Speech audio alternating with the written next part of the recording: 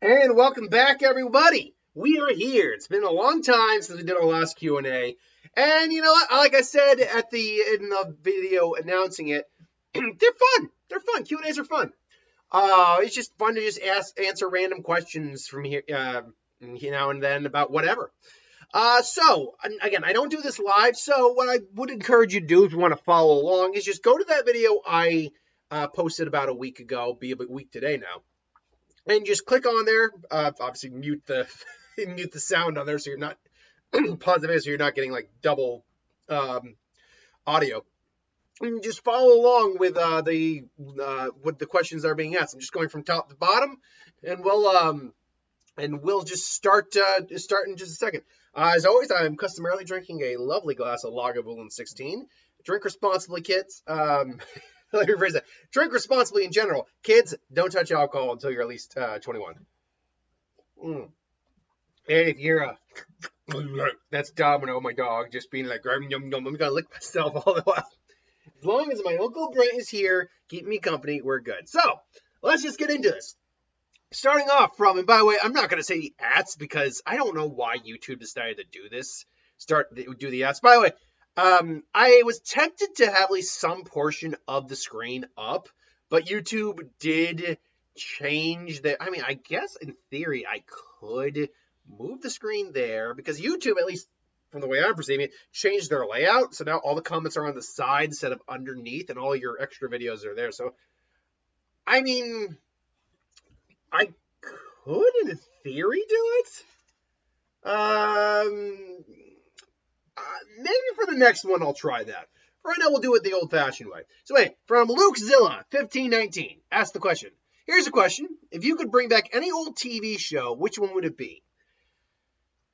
I guess it depends on what we define as old. I mean, if we're talking about TV from any, like a TV show that basically has just gone off the air now, bring it back for like just like one more season, or bring it back for like it continues on?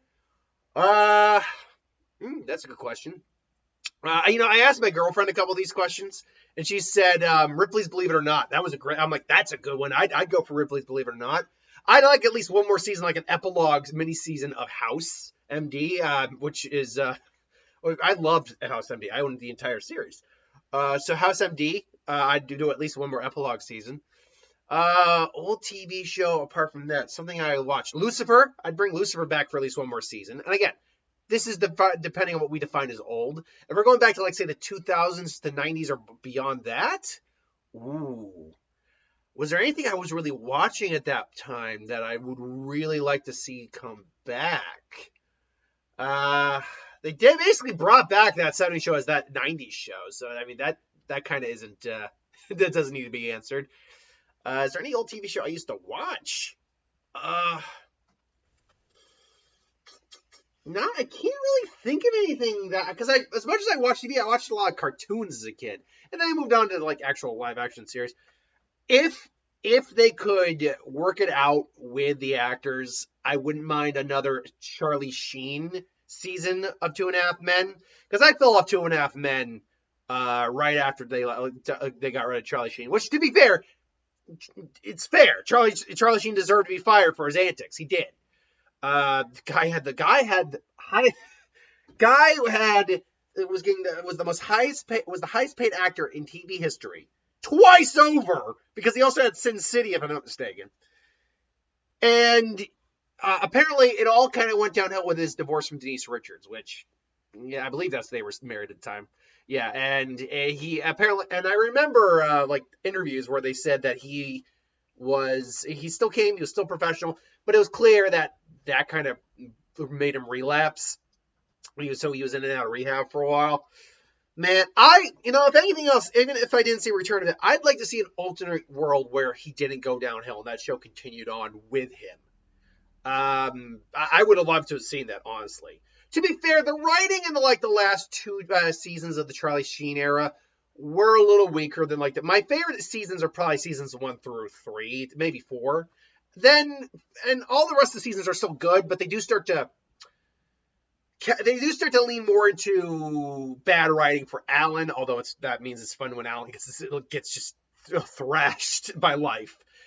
Making Jake so freaking stupid. It was annoying as hell. And look, Rose is a fun character, but those last few episodes where he just was like, I'm in love with Rose. I'm like, it's just a long con. I'm like, God almighty, I would have wished the series continued so we could just move past this. I digress though. So yeah, those would be my answers to that. Dennis Servin, or it's a long one, but I'm going to read them all because there's no length to these Q&As. Dennis Servin, and I'm not going to add those numbers. Well, I did say Luke Zilla 1519. So Dennis Servin, 6540. Wower. Wowie. Sorry, I think you said Wower. Glad to see Q&As are back. It's been nearly 2,000 subscribers since the last one. Yes, it has been. Congratulations on the near 12,000 subs, by the way. Definitely well deserved. Thank you very much. I can't say I put my all. Like, I have not tried to evolve my craft very much. I admit that. I have worked a little bit on trying to improve how the channel functions, but I'm content just doing things my way as it is, and I'm glad there are people who still enjoy that.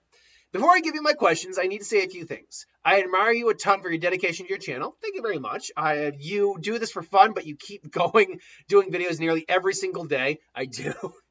It's honestly crazy in a good way. I just need to give you kudos for the sheer dedication you give to this channel. Thank you very much for that, Dennis. Like I've constantly said, I make no money at this at all, like none whatsoever. None of my videos are monetized.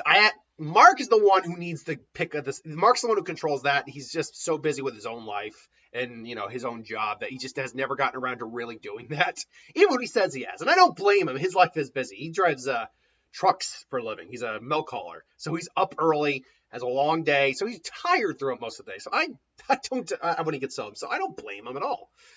But yeah, I don't make any money in this, but it's fun. And I built apparently a pretty dedicated fan base, and I just like to keep giving out at least decent entertainment when I can. It's not always the best videos.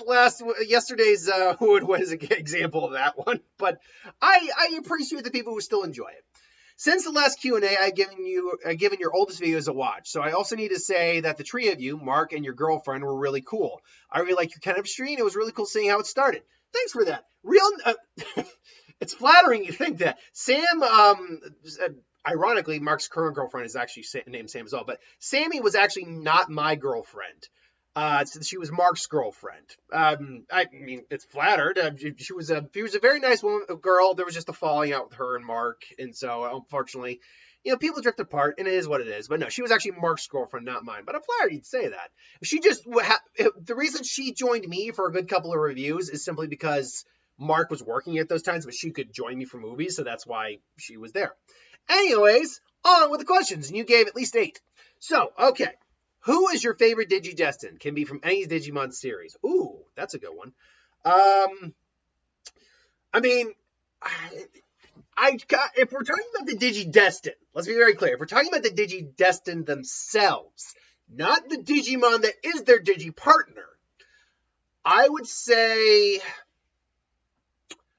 honestly, I would probably go with like Davis from V2 or Venture 2, just because. And admittedly, it's lean because I like the Vmon line a lot. But also, he was kind of like, Tai was a lot of fun, but I think he kind of improved on a bit of Tai there a little bit. Tai could still be a little headstrong and annoying, but I think he improved on that a little bit. So I might go Davis. Yeah, honestly, I'd probably go.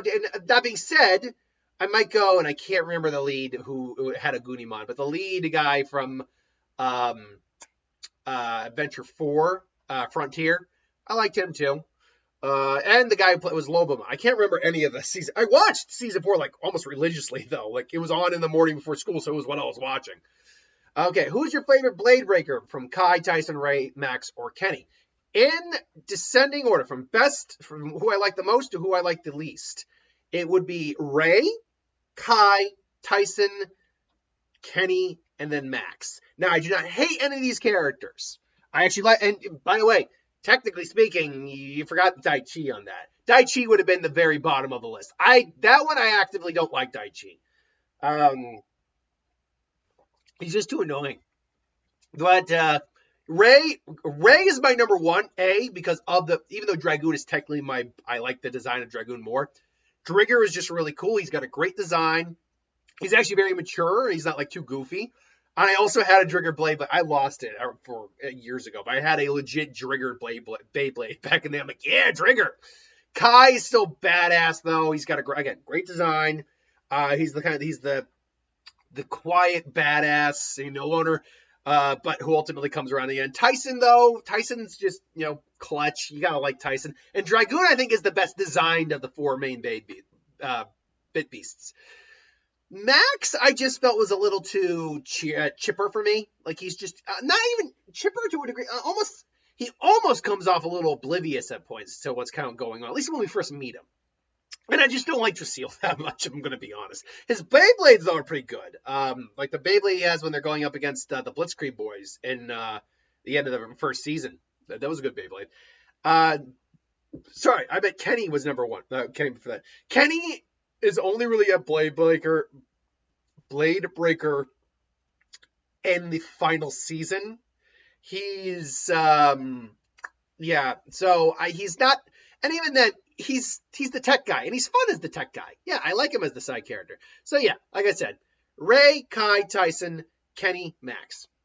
Who is my favorite superhero? Oh, Jesus Christ. I mean, it's kind of boring to say. Batman's obviously on there. I'd have to say that to a couple. Batman, Wolverine are some of the standard answers you give, and I love those guys. I really do. Those are definitely some of my favorite superheroes around. If I were to go into a few more obscure or at least like less popular characters or characters that don't always get answers to them, Rocket would definitely be up there. If I'm thinking just like on the MCU level of things, Rocket would be up there.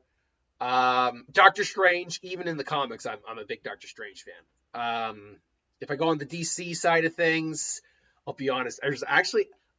It's unfortunate to say I'm actually not big on a lot of the Justice League outside of Batman. Not that I hate them, although I've been upfront about my disliking. I don't hate Superman. I hate how he's written. That's my biggest problem. It's not even how powerful he is. It's just how they've written him over the years to be so powerful that what's the point of anyone trying?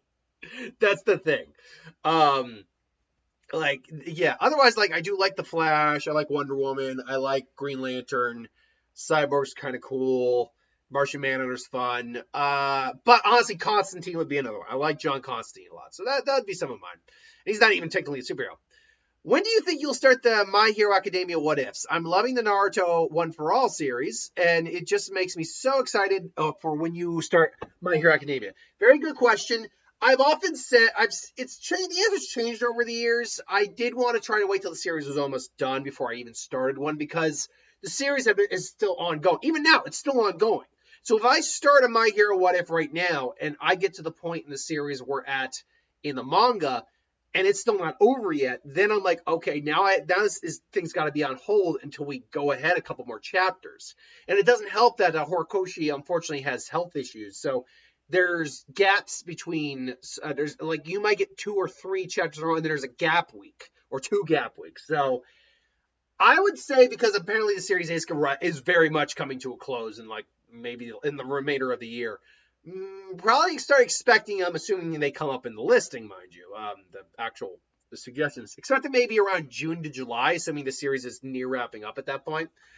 So yeah, expect him then. Do you have a favorite drink? If we're talking about an alcoholic beverage, I'm a fan of bourbon and scotches predominantly.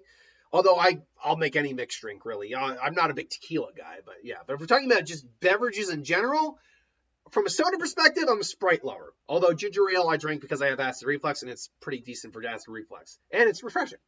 But if we're talking about overall beverage, I will dig on a milkshake any day. I love a good milkshake. Even just the standard vanilla milkshake. It's very just basic, refreshing. Gotta love it. Who is my favorite Digimon? Oh God! If we're talking about evolutionary lines, or just individually, because those are 2 very different questions. If I'm talking about Digivolution line, oh God. I mean, Agumon's to War Greymon's a great line, but there's also alternate versions of that. Oh man, favorite Digimon. I'll be honest. I've really never given that much thought because unlike Pokemon, there's technically more Pokemon now than Digimon, but there's so many different types of Digimon and so different designs. It's kind of impossible for me to really give an answer. Although I will give one answer to at least one of my favorites. If I were to like make it think on it for long and hard, I could probably think longer on it. But I'll go Magnamon. Magnamon was just a really good design and a very powerful mon. He's a royal knight. He's got the power of miracles. So yeah, I would go Magnamon. Do you have a favorite or one you like fanfic story to recommend? I haven't read fanfic like off the fanfic site, and because there's a fanfic site out there. One second. Oh. In years, because I've just been so busy, I don't really have the time anymore. So if there was some that I remembered off the top of my head, there were like two that did stand out. Actually, there was three that stood out that I actually remember rereading a couple times. One was weirdly enough, a Naruto Mei pairing. They aged Mei down in that and Naruto, so they made the age gap less weird. I also had I think I did rate them not because lemons, but because it gave for like the best type of storytelling I could find usually. But one was, I can't remember exactly the names of them, unfortunately. But one involved Naruto turning out to be an Uzumaki, Naruto going to the land of the Mist Village to find more Uzumaki, and him being that's the Seven Swordsman, him and Mei being in a relationship and all that, him abandoning the village. That was one. Another one, I can't even remember what the basis of. Oh, I remember what it was. It was Jiraiya and Naruto going to the land of Whirlpool. And I can't remember if it was Return to Whirlpool. I think it might have been something along those lines. And it was a Naruto Hinata pairing.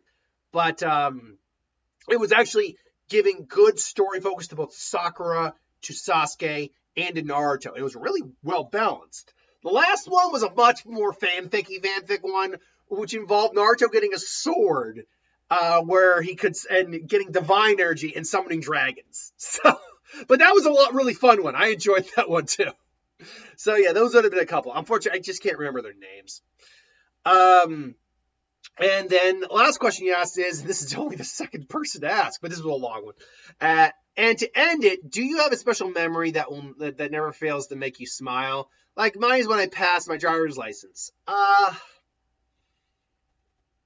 Unfortunately, no. At least not something that when I go think about it, like I immediately smile. I can think of maybe some times with my friends, some specific moments with certain people, but I can't think of any real one memory that I go to constantly, unfortunately. And you also reminded me that your birthday is the 22nd of March, so basically next month. It's not this month, it's next month. Well, and that's what Saitama's Digimon partner is, no problem. Thank you for making all these various videos. You're super cool, and it's always interesting to hear all your different theories, thoughts, and imaginative ideas. Why, thank you very much. You're definitely in the my top two favorite YouTubers, and I am so happy you've been a part of your journey for the last 3 or 4 years. Also, you got to know your last name is Fish, and that suits you and so well, since you swim in a gigantic ocean of imagination and cleverness and kindness. Once again, thank you for being awesome. Well, thank you for the kind words. And hey, look. I'm a small fish in the big ocean, okay? I mean, let me put it another way. I'm a slightly above small fish. With 12,000 subscribers, I'm a lot bigger than a lot of other small fish in the YouTube spectrum, but I am still tiny compared to many others. But it still means a lot that you say that you're saying kind things, and that I rank in your top 2 favorite YouTubers. So, good on you. All right, let's keep going on now. Lethal Injection. Asked, last time you did this type of video, I think I asked you what your favorite what if that you made at the time was. I'm curious if that answer has changed since you made new stories. By the way, I love your videos and been in my top 3 YouTubers for years now. Well, thank you for that as well. Oh God, gotta try to remember some of those what ifs. That's the problem. I've done so many of them that like a lot of them are a blur. I always enjoy doing the Zanpakuto one. The Benihime one was a lot of fun to do. So that's immediately one I would put right up there. They would probably still fall in the category of Naruto ones. Not to say I hate any of my Dragon Ball what ifs. I don't. They're just because of the much more linear structure of Dragon Ball, when you really think about it, and there's a lot less nuance, and minor changes don't affect the grand scheme of things that much in Dragon Ball, versus minor changes can affect the grand scheme in Naruto. I don't find them as detailed to talk about. I wouldn't say I'm as inclined towards them to be my favorites. That said, I remember I think I said like the Jiraiya adopting Naruto one was one I liked a lot. I'd still stand by that. Naruto having the Rinnegan one was a good one, so I might go with that too. I don't know. It's tough to remember all of them at this point. Then Nameless Burn the Chosen. Interesting. Interesting name. If you could choose to have 3 powers or abilities from fiction, which ones? Okay, this is another one I actually had a conversation with my girlfriend about. Are we going with you're trying to be the most hacks individual in existence, or you just want to have some fun? So if I'm just having some fun, I would go with the ability. I would go with teleportation, so I could teleport anywhere. I would go with environmental immunity, meaning I could survive in any environment. And then I go with a healing factor. Now, is that fun? To a degree. It just means that it's a pretty, I have an easygoing life. I literally teleport in the sun, stand on the sun, and be like, cool. Mind you, though, I'm not immortal here. I have a healing factor, sure, but I can just survive in any environment. I can still be shot, stabbed, whatever. But if I'm making myself the most hacked individual in all of existence, then I'd go with infinite energy. I would go with teleportation again, just so I can move around. And then I'd go with Yoak's Almighty. Because if you have infinite energy with the Almighty, I mean, technically speaking, with just the Almighty alone, you don't need infinite energy, but still. Infinite energy with the Almighty. If you're not a Bleach fan, just to recap real quick, the Almighty lets you see into infinite timelines and alter them to your will. That's how strong the Almighty is. So yeah, that would be what I'd go with. Katrina M.S. What was the hardest what if in terms of figuring out how the story would go due to the changes made? Also, what's a what if you haven't gotten to yet that seems like one that'll be most fun for you? And then you asked one for a less channel related question: do I prefer hot or cold weather? Cold weather, because I can bundle up and stay warm in cold weather. I can only take so many layers off in hot weather. What if I had difficulty figuring out honestly, right out the gate, the one we're currently doing right now, the Ichigo Part Saiyan one, I had some difficulty with that, because I'm like, okay, aliens as far as we know don't exist. Someone tried to make an argument for, well, they have a different afterlife. That's not how the Bleach universe actually works, unfortunately. There isn't a different afterlife, sadly. There is no, hey, there's the Soul Society, and then there's the less than Soul Society. No, there's only one afterlife, actually, at least in the concept of what we've seen. There's heaven, which is technically the Soul Society. That's the afterlife. But there's also Wakamundo and hell. Those are your afterlives, but they're not. There isn't like a separate afterlife there. So yeah, the Ichigo Saiyan one was difficult. I know for a fact there's going to be more difficult ones that admittedly, when I get to look at some of them, I'm like, that doesn't work. Like, that legitimately can't work. Like, for example, someone gave me a suggestion recently where it's Kakashi adopting all of Team 7. I'm like, that can't work. Because, first off, something that needs to be pointed out is Kakashi's only 14 years old, roughly, when the beginning of Naruto happens. Or, sorry, when the Fox attacks. So, him adopting one kid alone is tough enough. Sasuke, he's not, and Sakura has parents, so that literally can't work. Unless I decide to kill all of them off, and for some reason Kakashi's this humanitarian who adopts them all. And it would have to be a different, it just can't work. Unless I'm changing to the point where they lost all their families, and then for some reason the third Hokage decides, yeah, this 14-year-old Anbu kid is perfect for raising these 3 children. Like, that just doesn't work. But is there any other one I had trouble figuring things out with? If I'm going to be honest, not really.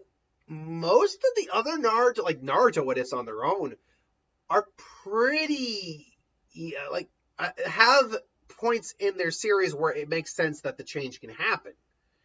So I would say no. Now, is there a what if that I haven't gotten to that seems fun? Yeah. Oh, there's plenty that seem fun yet. The Naruto having all chakra elements. Honestly, one of the ones I'm really looking forward to, just to seeing what I can do with it, is Naruto copying Kekkei Genkai. That seems like a fun one because theoretically Naruto wouldn't start out with any Kekkei Genkai apart from the Kekkei Genkai copying one.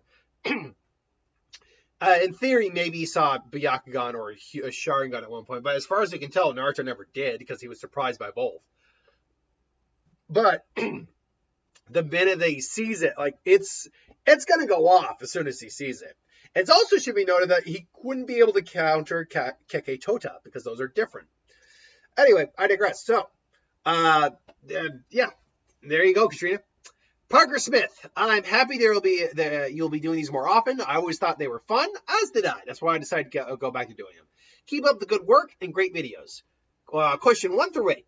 Would you rather be a vampire or a werewolf? A werewolf. I don't have to worry about the sun. It also depends on the type of being, but werewolf, I don't have to kill anything if I don't want to. As long as I'm the type of werewolf who can maintain their humanity as a werewolf, I'd rather be a werewolf. Would I rather date a vampire or werewolf? In a scenario where there's a risk they could kill me, I would go the werewolf because I can plan for when they're turning into a werewolf. If it's a scenario where they're not going to kill me and we're in a loving relationship and all that, that's a bit more. I think I might still go the werewolf just because I still can't take my vampire girlfriend out into the daylight again, unless they're like a Twilight version or straight out Dracula. And I mean a type of like the actual Dracula who could stand sunlight. If you had a Naruto jutsu in the real life, would you rather have Shadow Clone jutsu or Flying Raijin? Shadow Clones. Reason for that is Flying Raijin takes a lot of work. While it would be great, I would save so much on gas, don't get me wrong, because I would just literally place a marker at my job and a marker at the house. Marker in all the places I would normally go. It's still... it's still got the limitation of if I could theoretically go all over the world, I'd still have to put all the effort in. Whereas a Shadow Clone Jutsu, I can multitask out the yin yang. I can actually learn things while doing other things. I can actually work out more regularly, so that'd be great. Yeah, I think I choose the Shadow Clone Jutsu. What if Joker had a Yellow Lantern ring and his own version of the Carnage symbiote? How powerful would he be, and who could stop him? A combination of Carnage symbiote added on to Joker, so we already know how strong Carnage is, so that's pretty powerful. Then he had a Lantern ring, which is adding a cosmic level threat to him at that point now, or at least a galactic level threat minimum. You would need someone stronger than an average Lantern, that's for certain. Although, to be fair, the ring kind of negates the need for the Carnage symbiotes. Yeah, if for some reason they bypass his, say his energy shield, the Carnage symbiote will survive, but really, having the Carnage symbiote is actually kind of a moot point once you get the Lantern ring, because it's all about imagination at that point, what you can do with your mind. But yeah, you're going to need a powerful Lantern at least to take him down. Anyone like that would do.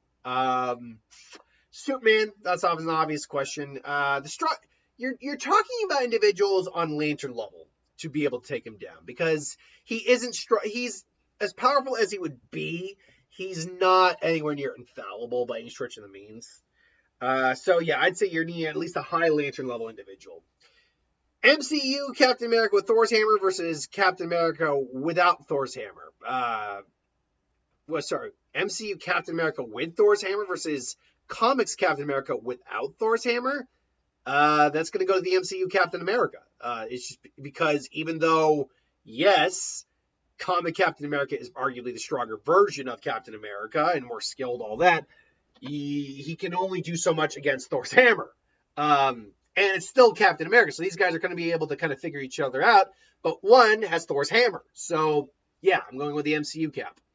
My guy with a Kakashi Sharingan and no 8 gates versus Kakashi with 8 gates and no Sharingan. If I'm giving my guy Kamui, believe it or not, I'd actually go Kakashi with the 8 gates, no Sharingan. The reason for that is Guy, while skilled and powerful, he doesn't, yeah, and he can use ninjutsu. We do know this. It's not his bread and butter. It's not his forte. And while he has decent chakra, we actually know for a fact he's similar to Lee in that he had trouble with his chakra. So it wasn't as bad as Lee, though, but still, because Kakashi, while not as skilled in hand-to-hand combat as Guy, is still very skilled. You give him the 8 gates over Guy who no longer has the 8 gates, then I'd go with Kakashi in that. And Kakashi was already considered a prodigy over Guy anyway. What if the first thing Roku taught Aang was how to contact him later? It'd be irrelevant. Like even as a what if suggestion, it would be, yeah, you could go to him for more knowledge, everything like that, but it would kind of be irrelevant. Like there's nothing Roku can actually do. Even if in theory, he can't even teach Aang very much. You're just talking about contacting him later. So he can he can teach him like life lessons, but he cannot teach him actual techniques or skills. So yeah, not much would happen. If you had an alien best friend, partner, teammate, would you rather they be an average symbiote or an average transformer? I'd probably go the average symbiote, just because having even an average symbiote will give you symbiote abilities. And seeing as we're talking about friend, partner, teammate, we are Brent. So yeah, I mean the transformer thing would be cool, but it's a matter of keeping him safe and hiding him. So yeah, I'd rather have the symbiote, to be honest. All right then, JRC 3212 asks at least 7-ish, 8 questions, give or take. Hello, hope I'm not too late for this. Not at all. I actually noticed your comment earlier today. Been kind of busy this past week. I'll try not to go crazy with the questions, ending up doing 8. My bad. It's fine. Hopefully none of these were asked, but if I was too lazy to look, to be honest. If you were a duelist in Yu-Gi-Oh, what kind of deck would you use? That all depends on the series. It all depends on the time frame of the series. And now, granted, I don't know every single deck that has come, like archetype that has come out. And like in real life, I played a hodgepodge of a bunch of things. I didn't play any one archetype. But if I were to play an archetype, it would be probably either Blue Eyes. Not Blue Eyes. Red Eyes. I like Red Eyes a lot, honestly. Because especially, as someone pointed out, Red Eyes Metal Darkness Dragon, GOAT. When I did the Joey video. Or, honestly, I'd try to do granted, I can't do a Legendary Dragon deck because there's no Legendary Dragons except in that one arc. But, honestly, Elemental Heroes are cool, too. I like Elemental Heroes. Anything else? Honestly, there aren't a lot of archetypes I'm like, yeah, awesome. And I'm like, no, these are cool. That's it. Do I like football? So what team do you like? I am not a football fan. I've watched the Super Bowl, but it's more with friends for the commercials and, in case like one of the teams my friend likes is there. So sorry, I don't like football. If you were the champion of Paldea, what would your team be? Oh God.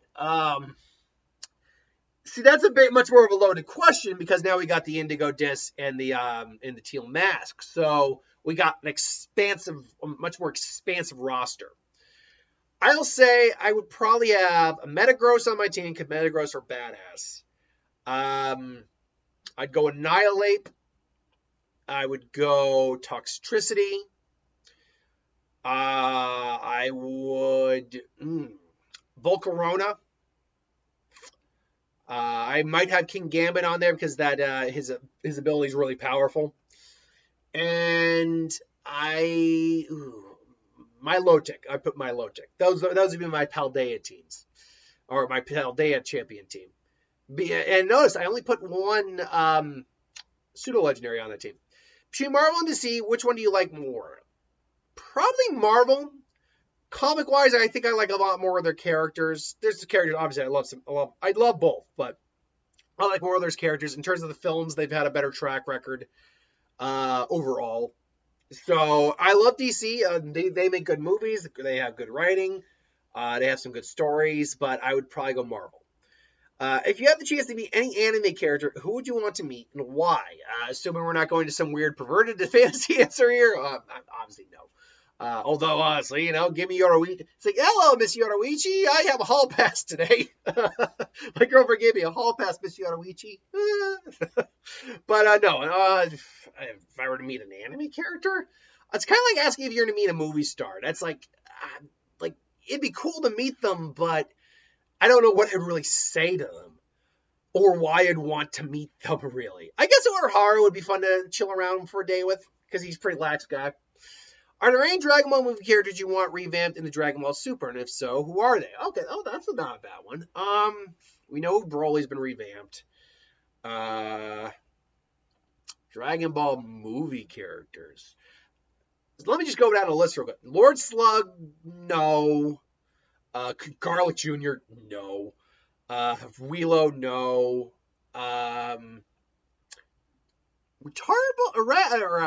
Turles, not really. At this point, we're in Super, so a lot even if we were to do a Super version of these characters, it really wouldn't make any sense.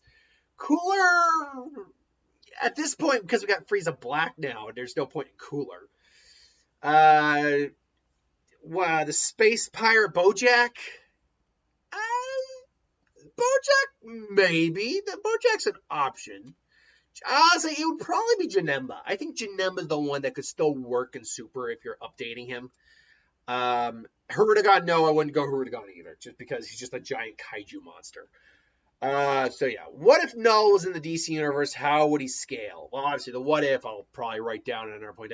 How would he scale? He'd definitely be high up there. Because he's a guy.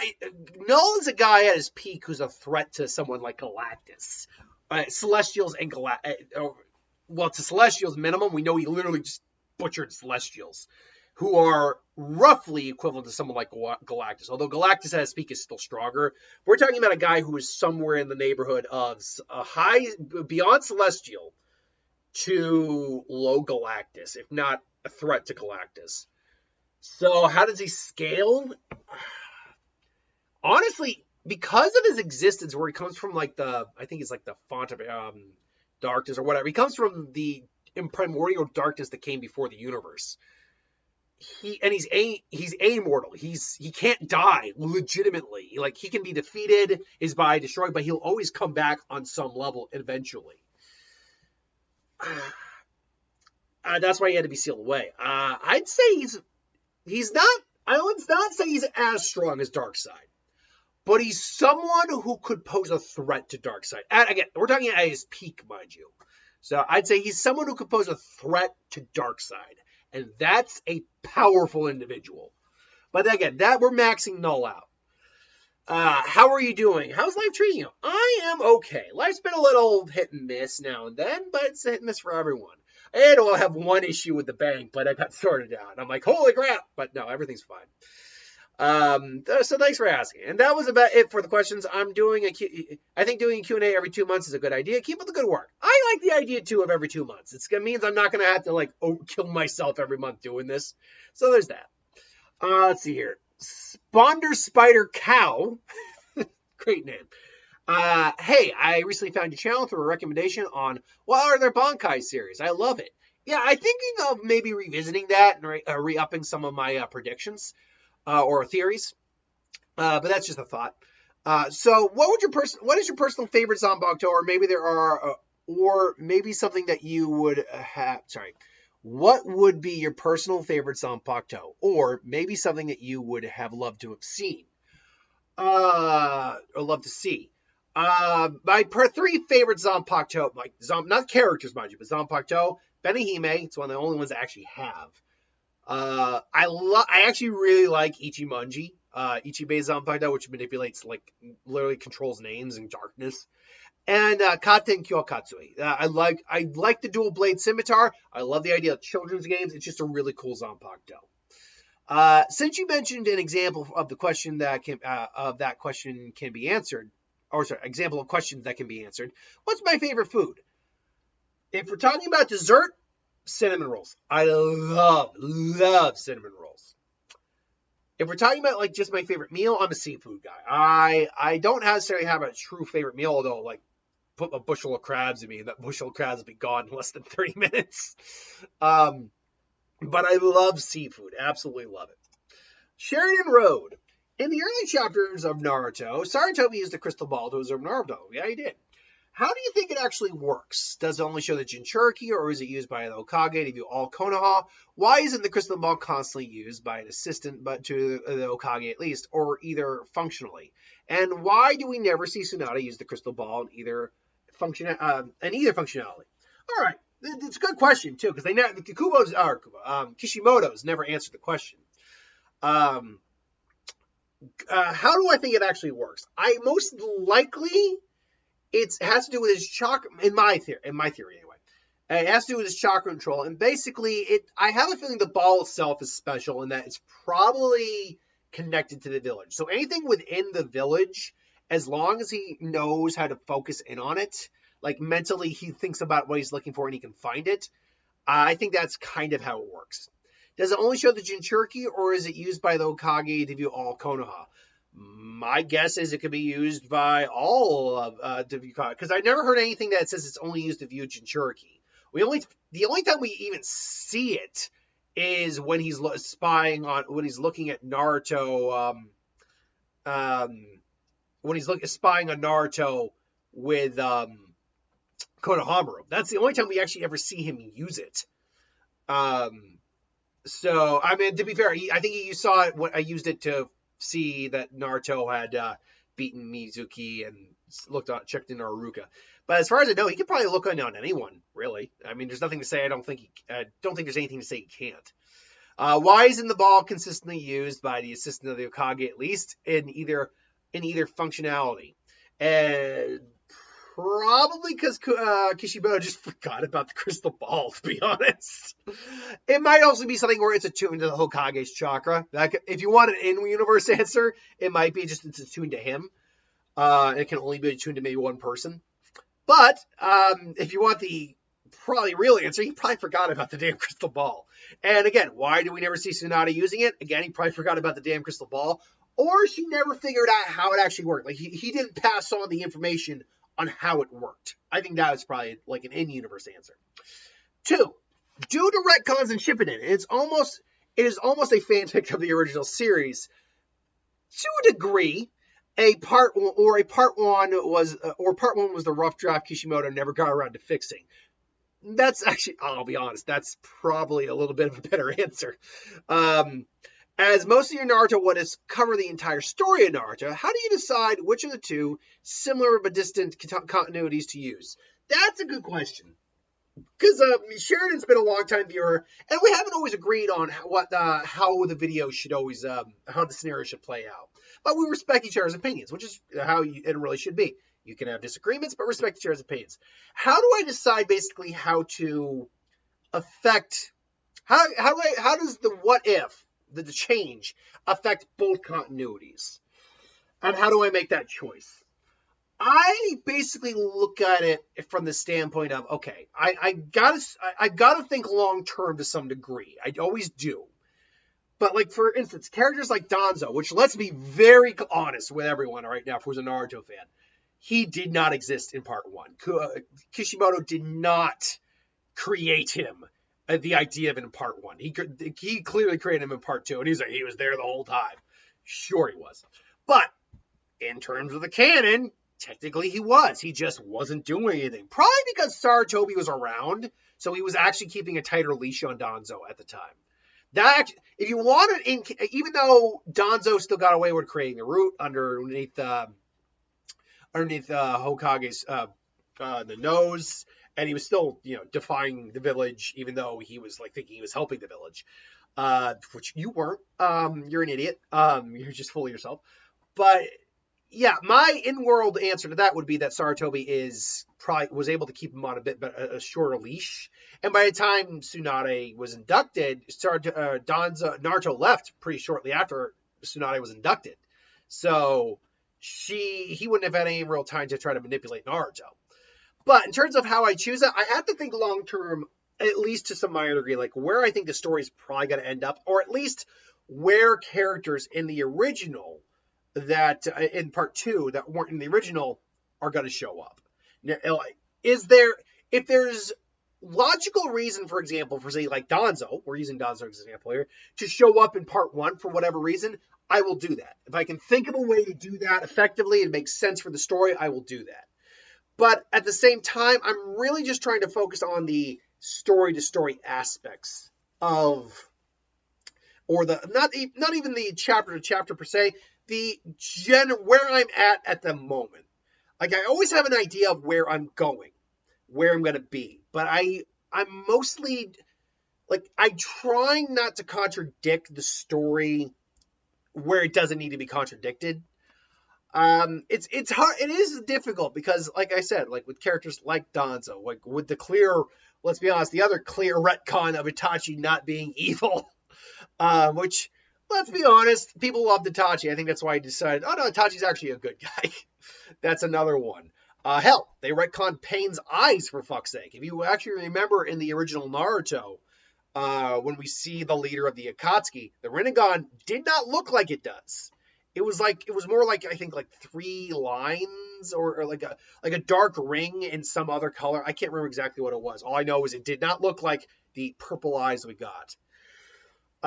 So yeah, like there's so much distance to another reason that I both like doing the Naruto what ifs more than Dragon Ball Z ones, but also because there's also a lot more nuance in the Naruto ones, is because the story of Naruto is just a lot longer than Dragon Ball is. Now, I mean, if you were to go chapter to chapter, I'm sure that they mightn't be that much longer than each other. But if I'm talking about, think about this for a second. You got part 1 Naruto, and then you got part 2 Naruto. I can't remember if it's 600 and some odd chapters between both of them, or 700. I can't remember if it was 600 or 700. I know it was a lot of chapters. Hell, One Piece is still going, for God's sake. Side note. Anyway, so yeah, it's to cover the entire story, Naruto. How do I decide which of the 2 continuities to use? I try to do my best to balance them both out. There are things, though, that, for example, we know could carry over from part 1 into part 2, that if they don't happen, I don't do.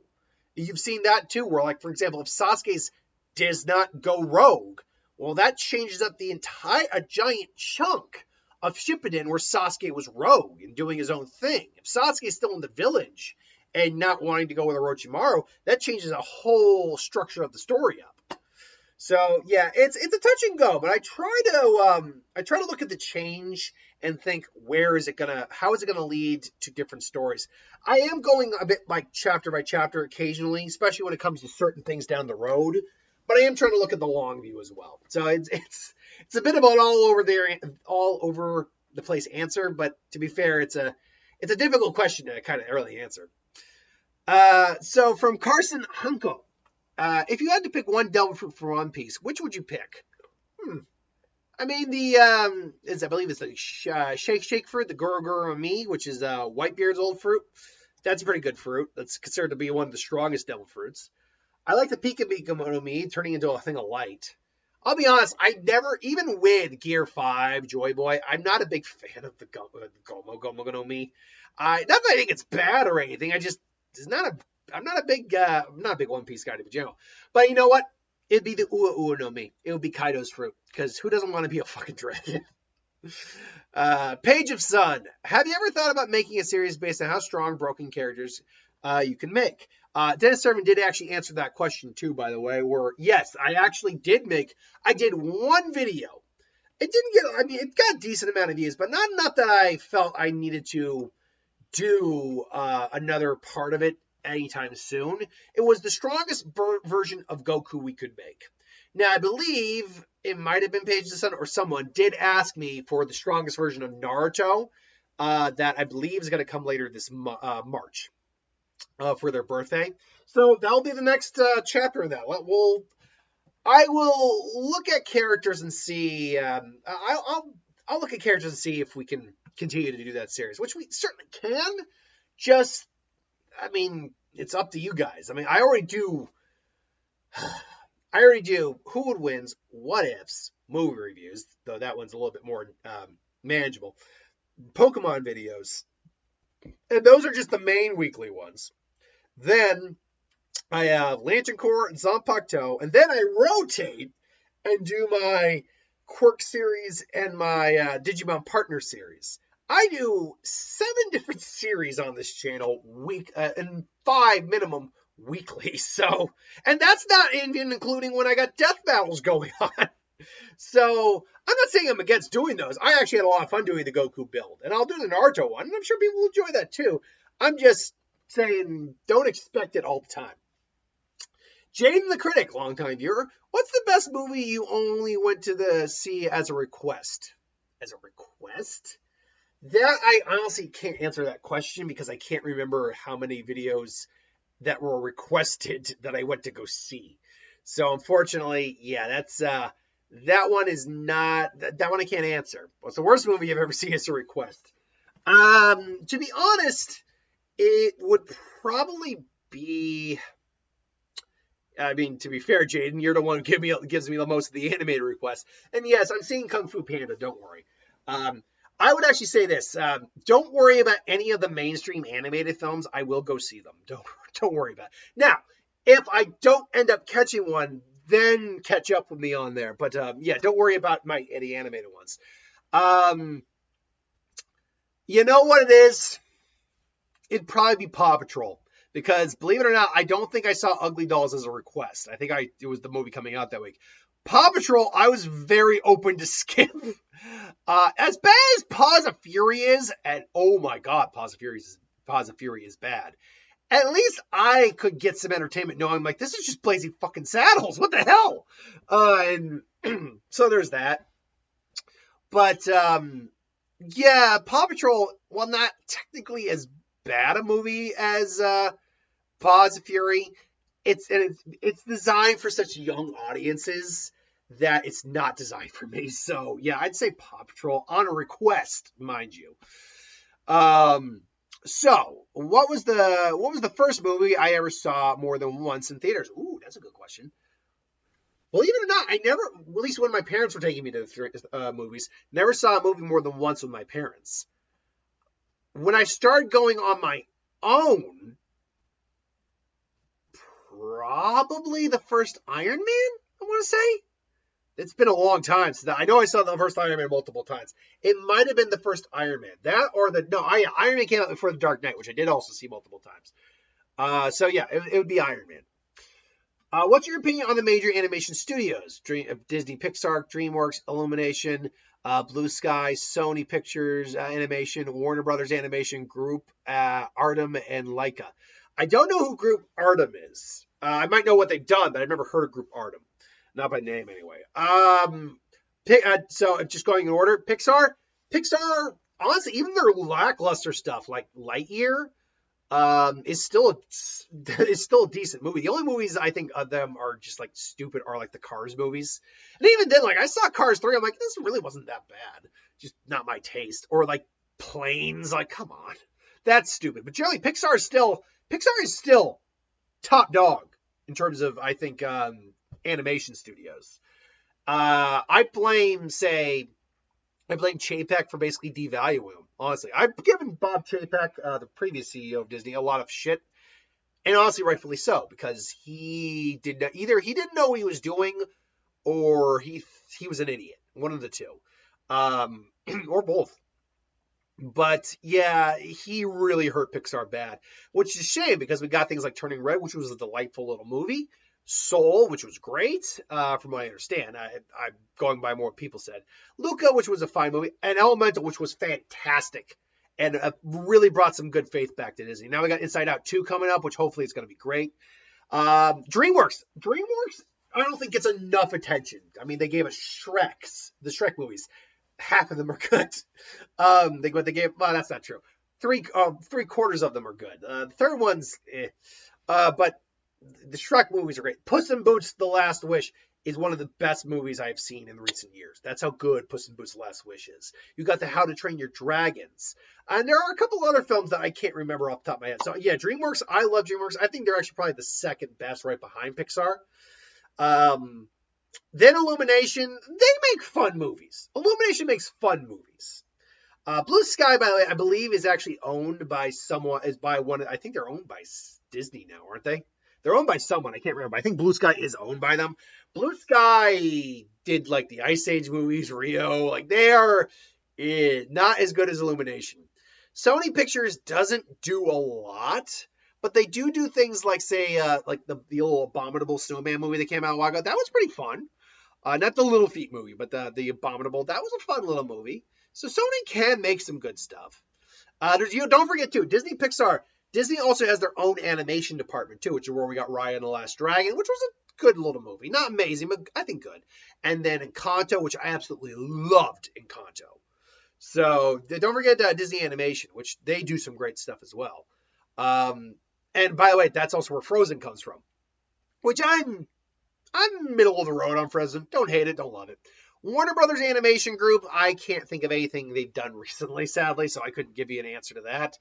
And Laika, I love Laika's. I love stop motion. I love Laika. The problem is they just don't do a lot. If anything, though, it's amazing Laika is still around because Laika does not make money. They've never made money on their projects.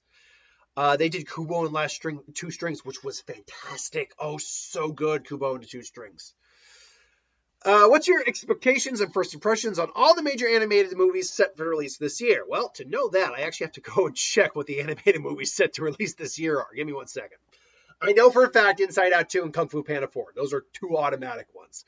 My opinion on Kung Fu Panda 4, I love the Kung Fu Panda movies. I'm going to admit, the trailer's fine. It's not the best trailer in the world, though, which I find very, very interesting. Let me see here. What's trying to find all the animated films coming out here. The Garfield movie. That's a Sony animation. I'll be honest. I don't. It's a little unfair, I think, to be this Chris Pratt hate that's been going on. I think people are just kind of maybe a little oversaturated with him. I know Mark's a little, because of some of his personal views, a little upset with him. But yeah, whatever. If you can't separate the artist from the art, that is what it is. Inside Out 2, though, looks like it's going to be great. And quick on Garfield, I'm indifferent. Despicable Me 4, I'm not going to lie. I'll be there. Don't get me wrong. I will be there. I do not care. But, like, I saw the Minion movies just because I had to see something that week, and I didn't think they looked god-awful. And, like, generally speaking, I don't... Oh, the Transformers 1, which is, in fact, a animated film as well. I know nothing about that right now, apart from the fact it's coming. I am interested in it, though. But when it comes to, like, the movies I go out and see, Moana 2, bet your ass, I love the first Moana, as well as Lord of the Rings, The War of Rohan. We'll see what happens there. I'm also not a big Lord of the Rings fan, to be honest. So there's that. But, yeah, I have a tendency of kind of being like, yeah, I'm probably not going to go out to see this. So, yeah. Sometimes, like, if it's just like such a minor movie that, like, I don't know if enough people are going to go see it or whatever, I don't really go out to see it if I can, because, you know, I spend money. I have to go spend my own money to see these things. Any reason you continue to take requests to see or review movies from people like me, regardless on if you want to? You know, it's one of those things where at this point I'm kind of no longer taking requests. Not because I won't take a request, because it started. We started the channel with requests. That's the thing. That's why I was like, comment, share, subscribe. If you have anything you want us to review, let us know. Like, it's now just programmed in me to do that. That's not to say, like, I still don't want to go out and see these movies. Like Ruby Gilman, for example. I initially wanted to go see that, but I just didn't get around to seeing it. And you were adamant, Jaden, about me going to see it because you liked my opinion on the animated stuff coming out. So I'm like, I still want to honor it. And luckily it was coming to a streaming service I had. So I'm like, I can still go see that and watch it for free, honestly. And it was fine. It wasn't great, but it was fine.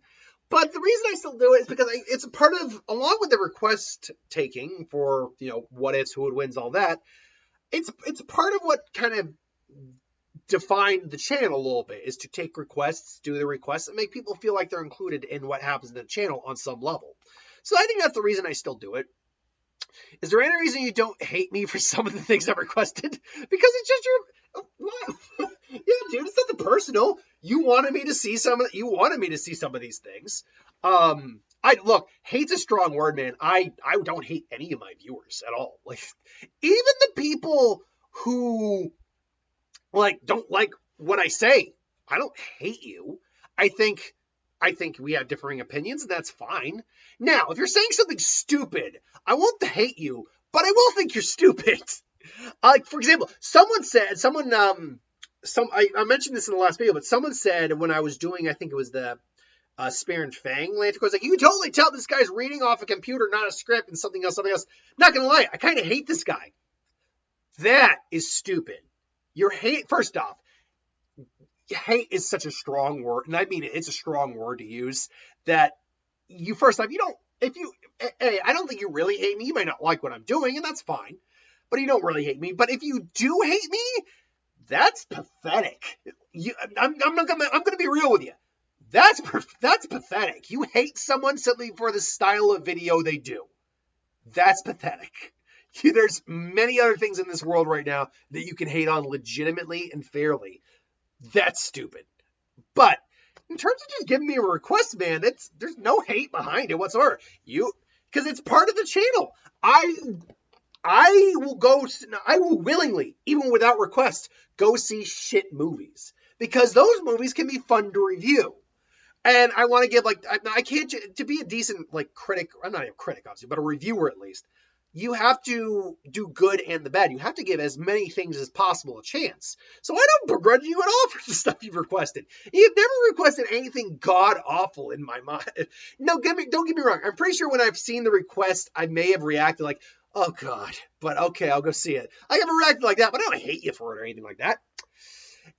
So yeah, no, I have no reason to hate you, man. No, God bless you. Is there any reason you stop doing your reviews in the car when you get out of the theater and talk about trailers, you get before it? I like your reviews, but I still kind of miss those. Honestly, I just found I was only ever doing it. I have a camera that Mark got me for Christmas. I have been meaning for, no joke, years to get a proper SD card so I can use the damn camera. And I never find the time to do it. And it bothers me, too, because I'm like, he got me this damn thing for Christmas for me, so I wouldn't have to use my phone all the time. But the reason I don't do it in the car anymore, at least the main review, is because my phone only has limited time. Now, I can make more time, but it decreases the quality, viewing quality of the video. I'm going to look more potato candy that way. Now, the reason I started doing the out of the theater reactions is because I do want to get at least a little bit of that back. And those actually seem to be going over fairly well, the out of the theater reactions. So I'm going to probably keep continuing to do those. I'm getting hundreds of views on those, which doesn't sound like a lot, but for me, I'm like, that's a win. If any video I do ever gets 50 hits, for me, that's a freaking win. So, yeah, in terms of the trailers, honestly, one of the reasons I stopped doing it is because I kept getting the same trailers over and over again, so it was like a moot point about stuff to talk about. But honestly, I kind of just stopped. It was mostly that. Yeah, I just kind of stopped because I kept getting the same trailers over and over again. But look, honestly, if you want me to, I can try doing this. Try going into the trailers again. I just gotta bring a notebook to write down the trailers so I can remember them. Because it's the problem. I stopped bringing my notebook for a while, and therefore I couldn't remember every trailer I got. But yeah, I could try to do the trailers again. There's nothing wrong with that. Sounds actually like a fun idea. And last but not least, Jaden asks, what are sometimes you can name where you were the only one in the movie theater? Okay, I can name at least 3. Actually 4, technically. Are we saying me and the person I'm with, or only me? Because I'm going to count those scenarios as well. I can name at least 5. One was when I just wanted to see Ghostbusters again in theaters because I wanted to, but that doesn't count. Norman the North, Hansel and Gretel Witch Hunter, Morbius, The Sun is Also a Star, and then I took my girlfriend to see Top Gun Maverick. there was no one in the theater. That it had been out for like 7 weeks or something like that, but it was still. We went to go see Top Gun Maverick. By the way, my girlfriend, I love my girlfriend so much because is so expressive and like literally. When this shit was getting tense in Top Gun Maverick because there was no one in the theater, she started walking. I was like, oh my God, oh my God, oh my God. I was like, oh my God. Like, oh, it was so good. Oh, man. So yeah, those would be some times I can, and there probably were more. There were probably more. But those are times right on top of my head. Horrible Drawer asks, have you or will you ever veto a who would win suggestion, as in decide not to do it for one reason or another? Or are there any hobbies you like to do in your spare time? Hobbies are resting, sleeping, but no. I play Magic. I like to play Nintendo Switch. Right now I got my Digimon Hacker's Memory Cider Sleuth in my Switch. I play poker once a week, so that's something I enjoy. I play Texas Hold'em. In terms of, is there ever a who would win? And I might as well add that to what if. Is there ever a video suggestion that I would ever veto a suggestion for? Yes, actually. Just video suggestions in general. Let's go with the who would win side first. Like, for example, I'm never going to throw like Hitler right into a who would win. I've done real world figures, but I'm never going to throw controversial figures in there. I'm not going to throw Hitler. I'm not going to throw Donald Trump. I'm never going to do any of that. I'm also not going to like throw nations at each other or anything like that. So those are going to get vetoed right out the gate. Also, in terms of what if suggestions, again, like I had one person say, what if Goku landed in North Korea? I'm like, no. Sorry, no. I'm not going to do stuff like that because very clearly that's asking for trouble. Because unless you're living under a rock, North Korea is not necessarily the best friends with the world. I'm never going to do harems. I'm never going to do just a pairing what if because that's just pairings. I'm never going to do anything I'm never going to do anything that's in bad taste, more or less. And if you want to know, well, what's in bad taste? You can kind of answer the question yourself. What isn't good and what isn't bad taste? It's not hard to figure out. Shadows82 asks, question, do you have any plans to introduce different anime series, what if down the road, such as Eminence and Shadow, or Danmachi or Black Clover? Yes, those will show up at some point.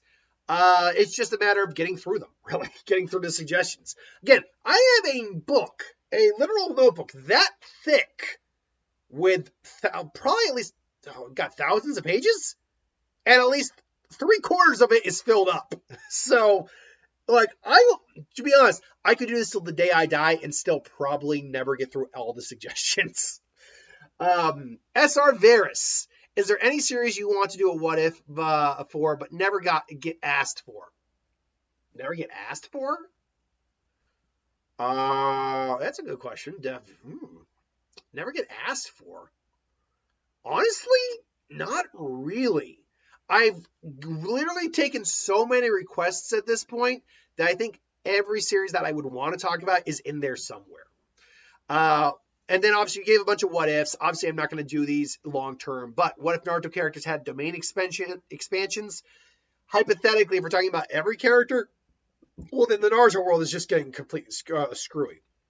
If we're only talking about a select few characters or like a certain segment of the population, like high level shinobi can activate, say, domain expansion. Well, then that's different. Now you're jacking up characters, and that's certainly a what if I can do.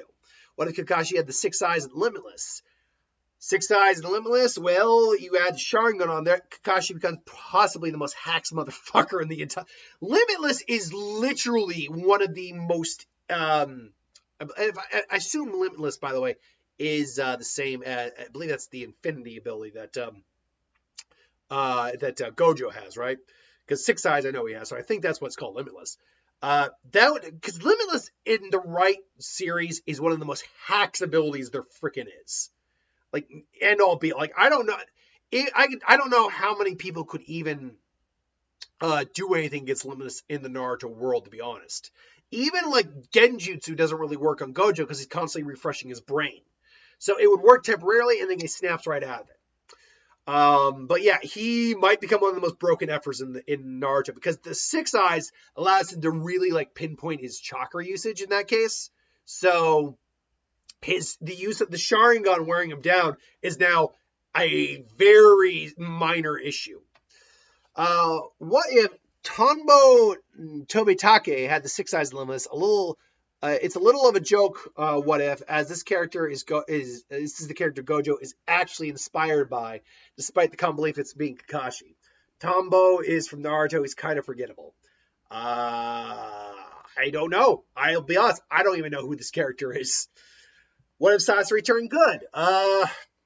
If he turns good before he joins Akatsuki, that affects Akatsuki quite a bit. Deidara might not even be able to get Gaara if Sasori is still good. Honestly, Sasori might even be the Kazekage if he stayed good. But if we're talking about, like, say, during the Akatsuki, I mean, I don't know. That's a what if. By the way, I wrote all these down, so don't worry. I saw the what if suggestions with these comments and said, yeah, I'll write these down. What if Team Stelvin still under Kakashi graduated to Academy the same year as Guy? Honestly, they might. That's a good question because the Wave mission wouldn't happen until the following year, so they would have a lot more experience under their belt, and it might actually affect the story quite a bit. What if Aizawa was part of Class 1A, like he was a student, not a teacher? So we somehow have a young version of Aizawa in Class 1A. Well, first off, I'd have to ask who's he replacing in Class 1A. I would go with, I can't remember his name, but the guy with the tape arms. Soy sauce face, as Bakugo calls him. Yeah, I'd probably go with that.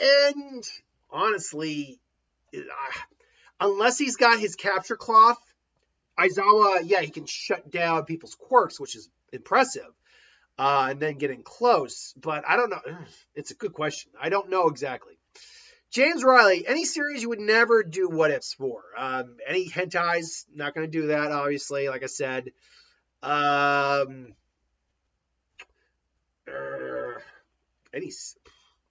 mean, technically, no, but it would I still want to be able to know enough about the series to not just fuck up the entire what if. So that would be one of my stipulations.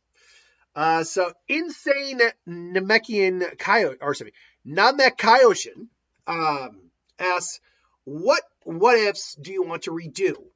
None. Sorry. Hate to tell you this. I've had some people say, redo this what if. I'm like, no, I'm not doing. I don't want to redo what ifs. Because I don't like even with new information, I don't necessarily like revisiting stuff if I can help it. Add on to the fact that I'm already busy with 2 ongoing what ifs all the time. Not to mention when I do the week what ifs, I throw 2 extra ones in there. So I'm probably never going to redo a what if. Will you do any what if infinities? Infinity is several what ifs combined into one. Example, all your Naruto what ifs combined into a what? No, I'm never doing that. The reason for that is, and this is actually the reason I don't like compounded what ifs, because, and people forget this a lot. I still have to put a title on the video. I need to be able to fully flesh out a title in the video, on the video segment, which means there's only 100 characters. So I can't, was like, what if Naruto did this and this and this? One, now you want me to do a fanfic. I've said it before. I do a what if, which is in essence a fanfic, but just has a limitation put on it. I'm not going to do the fanfic you want me to do. But then, it's like, how the hell do I write? So Naruto What Affinity? Like, it's also got to be a title that people are just going to be drawn to. I don't know how many people will be drawn to that, let alone the fact that then I'd have to put every single Naruto what if I've done in the tab, like in the tabs for saying, hey, yeah, this is what you're looking for, like for the algorithm. So no, I'm never doing that. Could you do non-Naruto crossover what ifs? If you respond positively, I'll give you a list. Trust me, I'm gonna do non-Naruto. Sorry, not non-Naruto, non-crossover could you please do non-crossover what ifs? Yeah, eventually I'll get to non-cross other series as well. I'm doing a Bleach one right now. Granted, it is a crossover with Dragon Ball, but still, yeah, don't worry. I'll get to non-crossover what ifs. So yeah, don't worry about that. No worries. Will you ever do Naruto has powers of Shazam from Yep Ming Zhao? At some point, I'll do that. Yeah, that's basically it. Wade Wilson, which race is a better warrior, the Saiyans or the Viltrumites? And who do you think is the best teacher Goku had? Viltrumites are actually the better warriors. Saiyans are more powerful in the long run, thanks to things like Super Saiyan, Super Saiyan God, all that. But Viltrumites are the better warriors, because they're actual soldiers. And who I think was Goku's best teacher? Ooh, probably Roshi, because Roshi taught him the fundamentals and gave him pretty much kind of his philosophy a little bit. Yes, Korin taught him pretty well too, but I think Roshi was actually his best teacher overall. Because I actually look at him like an actual teacher, whereas he just learned a couple techniques from the others. Roshi, again, is the one who legitimately taught him how to fight, really. Gohan taught him a little bit, but that is his true sensei, I think, Roshi. And we see that kind of in the Tournament of Power, too. Diego Laurento. Hey, Clockwork Highlander. I got a who won series. I'm guessing you meant who would win series idea. Episode you consider making. Mac and Blue, Foster's Home versus Calvin Hobbs and Calvin Hobbs.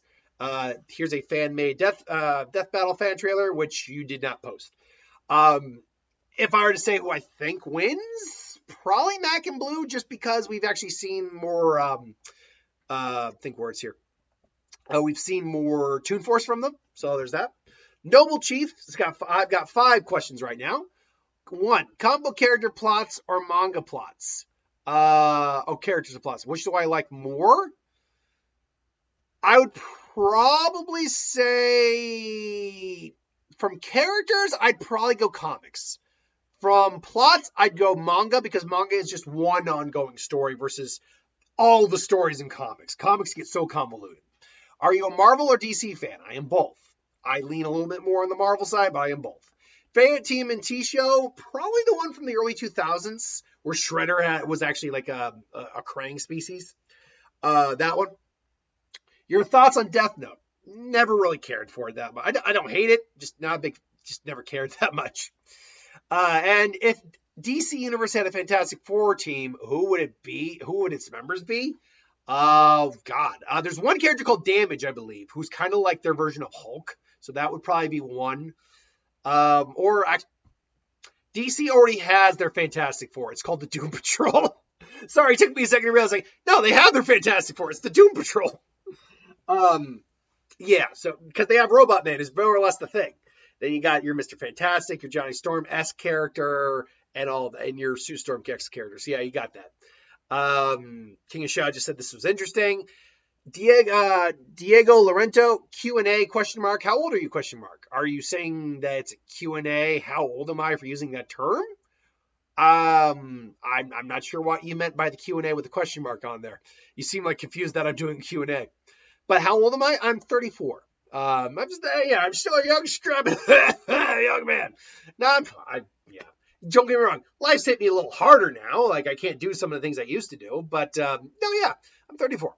Kyle Galliant, you play video games? Yes, I do. I want to get my PS2 back from my sister. I have an Xbox 360. That's how dated my video games are. I have an Xbox 360. So, yeah. And like I said, I have a Switch Lite. And yeah, I have PS2. We had a PS2 and a 64 growing up. So yeah, I play video games. Bobby Reynolds asks, have you watched or heard these YouTubers named Rambo Ralph for Life? The movie reviewer and Goji Fan 1993, the Godzilla YouTuber. Goji Fan, yes, I have watched some of the stuff. I like it. Rambo for Life, I have not, unfortunately. I actually, when he clicked on it, I looked on to find this person. I'm like, okay, sure. Not really my taste, but, it is what it is. And then finally, and King Shad said, hey, and finally, last question of the day. Amber Lee Essex, 699-1 asks, well, you do what if Naruto ate a devil? I'm guessing you meant to ask, will you do what if Naruto ate a devil fruit? Or maybe. To which I basically just had to say, I just did what if Naruto ate a devil fruit. So yes, I will. And I will do more of those in the future. That was the end of our first Q&A in a long time. Hey, an hour and 20 minutes. You know what? That's not god-awful. Anyway, what did you think? Did you like this? I'm going to be doing them again every couple of months, so, keep your eyes out for them. Until then, thanks for watching. I hope you enjoyed. I still got to do my what if and who would win for the day, too. Until then, thanks for watching. I'll see you later.